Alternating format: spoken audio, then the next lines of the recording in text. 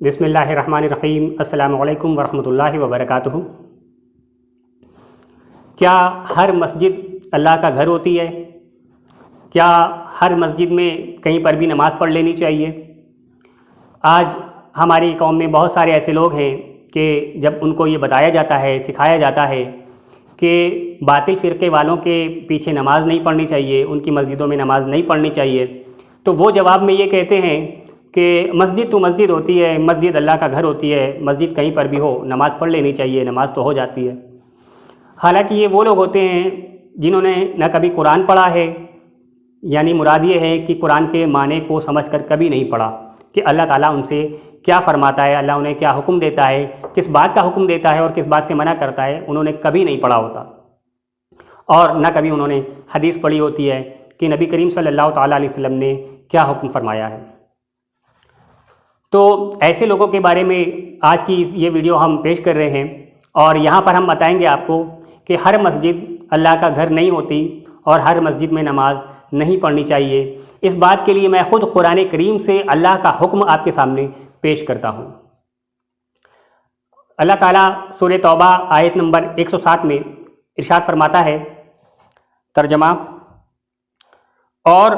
وہ جنہوں نے مسجد بنائی نقصان پہنچانے کو اور کفر کے سبب، اور مسلمانوں میں تفرقہ ڈالنے کو، اور اس کے انتظار میں جو پہلے سے اللہ اور اس کے رسول کا مخالف ہے، اور وہ ضرور قسمیں کھائیں گے ہم نے تو بھلائی چاہی، اور اللہ گواہ ہے کہ وہ بے شک جھوٹے ہیں۔ پھر اسی کے آگے آیت نمبر 108 میں فرماتا ہے،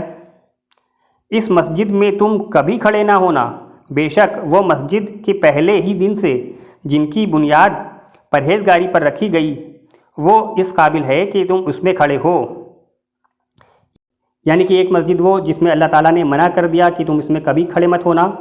یعنی کہ مسجد ضرار، جس کا حکم، جس کا ذکر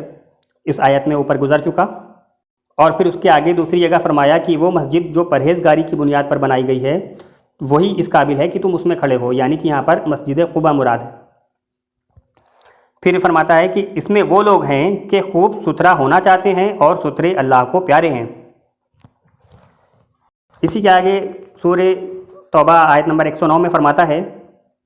تو کیا جس نے اپنی بنیاد رکھی اللہ سے ڈر اور اس کی رضا پر، وہ بھلا، یا وہ جس نے اپنی نیو چنی ایک گراؤ گڑھے کے کنارے، تو وہ اسے لے کر جہنم کی آگ میں ڈھہ پڑا، اور اللہ ظالموں کو راہ نہیں دیتا۔ آپ کے سامنے میں نے قرآن کریم کی سورہ توبہ کی 3 آیتیں پڑھی، آیت نمبر 107، 108 اور 109۔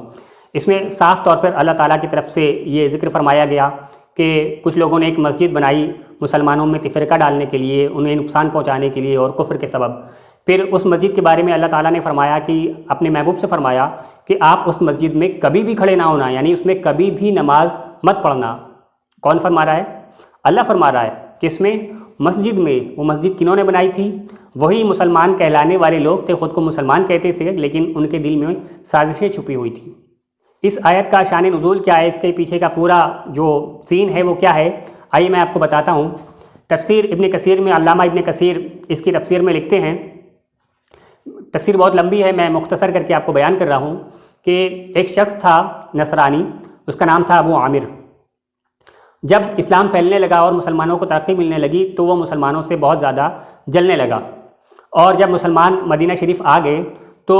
ابو عامر نے کیا کیا کہ کفار مکہ کے پاس گیا اور ان سے جا کر کے مل گیا اور ان کو اکسانے لگا کہ مسلمانوں کے خلاف لڑائی کرو اور مسلمانوں کو نقصان پہنچاؤ۔ تو اس کے اکسانے کے نتیجے میں جنگ احد وجود میں آئی، اور پھر اللہ تعالیٰ نے جنگ احد میں بھی مسلمانوں کو خیر کے ساتھ رکھا، اور اس کے بعد بھی جب اس کو لگا کہ ابھی اس کی بات نہیں بنی تو پھر وہ گیا روم کے بادشاہ ہرقل سے مل گیا اور اس کو بھی اکسانے لگا کہ مسلمانوں سے لڑائی کرو، ان کو نقصان پہنچاؤ۔ تو ہرقل نے بھی اس سے وعدے کیے کہ ٹھیک ہے، ہم تمہارے ساتھ ہیں، ہم تمہارا ساتھ دیں گے، مسلمانوں کو ماریں گے۔ تو اس کو اس بات سے بڑی خوشی ہوئی کہ ہرقل کے پاس تو اتنا بڑا لشکر ہے، وہ جب اپنا لشکر لے کر کے آئے گا تو مسلمانوں کو بالکل مٹا دے گا۔ تو وہاں سے وہ خبر لے کر کے ابو عامر جو تھا مدینہ شریف میں آیا، تو مدینہ شریف میں بھی کچھ ایسے لوگ تھے جو شک و شبہ میں تھے اور ان کے دل میں ایمان نہیں تھا۔ اوپر سے تو وہ کلمہ پڑھنے والے تھے لیکن ان کے دل میں ایمان نہیں تھا، اور کہیں نہ کہیں وہ مسلمانوں سے بغض رکھتے تھے۔ تو ان کو آ کر کے ابو عامر نے بتایا کہ میں نے ہرکل سے بات کر لی ہے، روم کے بادشاہ سے میں نے بات کر لی ہے، اور وہ اپنا لشکر لے کر آنے کو تیار ہے، اور وہ مسلمانوں کو مارے گا اور مٹا دے گا۔ اور پھر ان سے کہا، جو مدینہ شریف میں جو منافقین تھے ان سے کہا کہ تم ایک کام کرو، مسجد کے نام سے ایک گھر بناؤ یہاں آس پاس، اور اس کا مقصد یہ ہوگا کہ ہمارے لوگ جو وہاں سے آئیں گے وہ دھیرے دھیرے وہاں پر رہائش اختیار کریں گے، اور لوگوں کو شک بھی نہیں ہوگا کیونکہ وہ مسجد کے نام سے بنایا جائے گا۔ تو یعنی کہ وہ جو مسجد بنانے کا پلان تھا وہ میٹنگز کرنے کے لیے تھا کہ ان کی جو میٹنگ ہوں گی کفار کی اور منافقین کی وہ اس مسجد کے اندر ہوں گی، اور پھر ان لوگوں نے ایک مسجد بنا لی۔ مسجد بنانے کے بعد وہ لوگ نبی کریم صلی اللہ تعالیٰ علیہ وسلم کے پاس آئے اور ان سے کہا کہ ہم یہ چاہتے ہیں، ہماری خواہش ہے کہ آپ چل کر کے ایک بار اس مسجد میں نماز پڑھ لیں، کیونکہ ان کو یہ گمان تھا کہ اگر ایک بار نبی کریم صلی اللہ علیہ وسلم نے اس میں نماز پڑھ لی تو لوگوں کا بھروسہ حاصل ہو جائے گا اور لوگوں کو سمجھ آ جائے گا کہ ہاں واقعی یہ ایک اچھی مسجد ہے اور اچھے لوگوں نے تعمیر کی ہے۔ تو نبی کریم صلی اللہ تعالیٰ علیہ وسلم نے وہاں پر عذر پیش کر دیا کہ ابھی میں ایک سفر پہ جا رہا ہوں، واپس آؤں گا تو پھر دیکھوں گا۔ اور پھر سفر سے واپسی ہو رہی تھی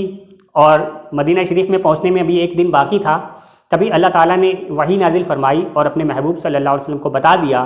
کہ وہ جو مسجد ان لوگوں نے بنائی ہے، مسجد زرار، جس کا ذکر آیت میں آیا ہے سورہ توبہ آیت نمبر 107 میں،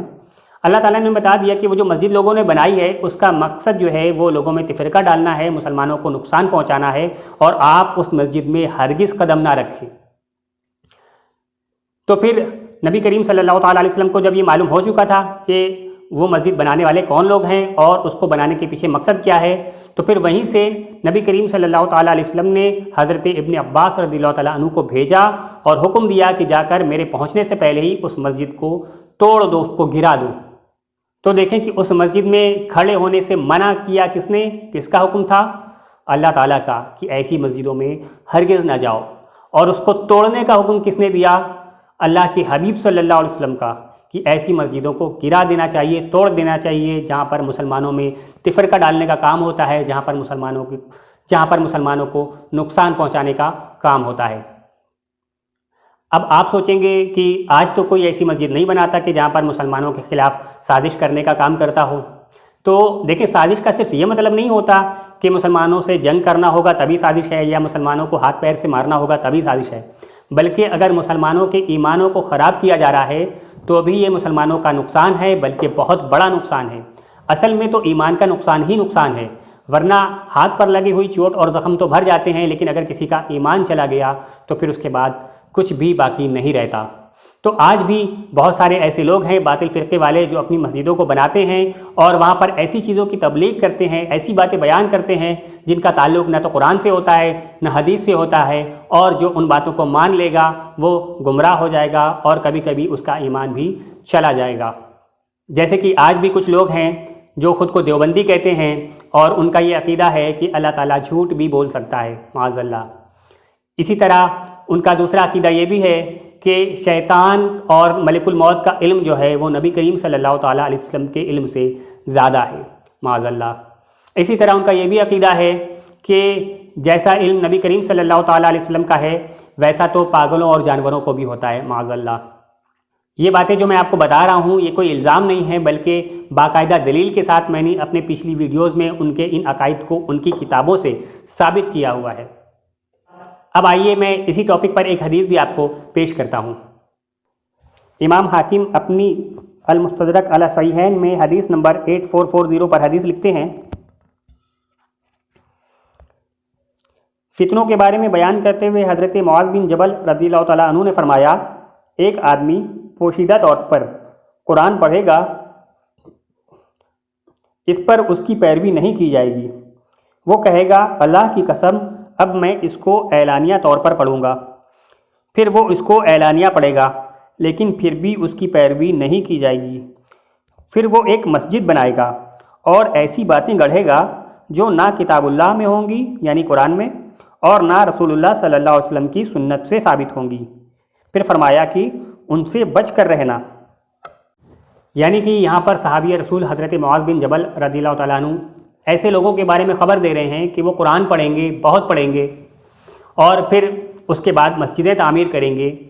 اور پھر وہ ایسی ایسی باتیں گڑھیں گے کہ جس کا تعلق نہ کتاب اللہ سے ہوگا نہ نبی کریم صلی اللہ علیہ وسلم کی سنت سے ہوگا۔ تو یہ اسی طریقے کی باتیں ہیں، وہی عقائد ہیں جو ابھی میں نے آپ کے سامنے پیش کیے کہ ان لوگوں کا عقیدہ ہے اللہ تعالیٰ جھوٹ بول سکتا ہے، اور نبی کریم صلی اللہ تعالیٰ علیہ وسلم کا جیسا علم ہے ویسا علم جانوروں اور پاگلوں کا ہوتا ہے معاذ اللہ، اور نبی کریم صلی اللہ تعالیٰ علیہ وسلم کے علم سے زیادہ شیطان اور ملک الموت کا علم ہے معاذ اللہ۔ تو یہ وہ برے عقائد ہیں کہ جن کو مان لینے سے انسان اسلام سے باہر ہو جاتا ہے، وہ کافر ہو جاتا ہے۔ اور یہ یاد رہے کہ یہ کوئی الزام نہیں ہے، بلکہ میری پچھلی 4-5 ویڈیوز کو چیک کر لیں، میں نے دلیل کے ساتھ خود ان کی کتابوں سے ان کے لکھے ہوئے یہ عقیدے ثابت کیے ہیں۔ اس لیے خدا را ان سے بچ کر رہیں، جیسا کہ صحابی رسول حضرت معاذ نے بھی فرمایا کہ ان سے بچ کر رہنا۔ اگرچہ وہ قرآن پڑھتے ہوں گے، خود صحابی رسول نے بتایا کہ وہ قرآن پڑھتے ہوں گے، وہ مسجد بناتے ہوں گے، لیکن فرمایا ان سے بچ کر رہنا، ان سے دور رہنا، یعنی اپنے آپ کو ان سے بچا کر رکھو۔ خدا را اپنے ایمان کی حفاظت کریں، اپنے ایمان سے محبت کریں، ایسے لوگوں کے پیچھے ہرگز نماز نہ پڑھیں اور یہ کہنا بند کریں کہ مسجد تو مسجد ہے، مسجد اللہ کا گھر ہوتی ہے، چاہے ان کی ہو ان کی ہو، ہر مسجد تو مسجد ہوتی ہے۔ خود قرآن کا حکم، اللہ تعالیٰ کا حکم آپ کے سامنے میں نے پیش کر دیا کہ ہر مسجد مسجد نہیں ہوتی، ہر مسجد اللہ کا گھر نہیں ہوتی، ہر مسجد اس لائق نہیں ہوتی کہ اس میں نمازیں پڑھی جائیں۔ ہاں، اگر ان مسجد کی امامت کسی صحیح العقیدہ انسان کے ہاتھ میں آ جائے، صحیح مسلمان کے ہاتھ میں آ جائے، اہل سنت کے عقائد والے کے ہاتھ میں آ جائے، تو پھر اس کا حکم بدل جاتا ہے، کیونکہ اب اس میں مسلمانوں کے خلاف سازش نہیں ہوتی، اب اس میں مسلمانوں کو گمراہ نہیں کیا جائے گا۔ لیکن جب تک مسجد کسی باطل فرقے والے کے ہاتھ میں ہے، اس کی امامت دوسرے کے ہاتھ میں ہے، تب تک اس کا حکم وہی رہے گا کہ ان کے پیچھے نماز نہ پڑھیں، ان مسجدوں میں نماز نہ پڑھیں۔ امید ہے آپ کو ویڈیو پسند آئی ہوگی، اسے زیادہ سے زیادہ لائک کریں، چینل کو سبسکرائب کریں، اپنے دوست احباب کو شیئر کریں، ہو سکتا ہے آپ کے ذریعے کسی کی اصلاح ہو جائے۔ السلام علیکم ورحمۃ اللہ وبرکاتہ۔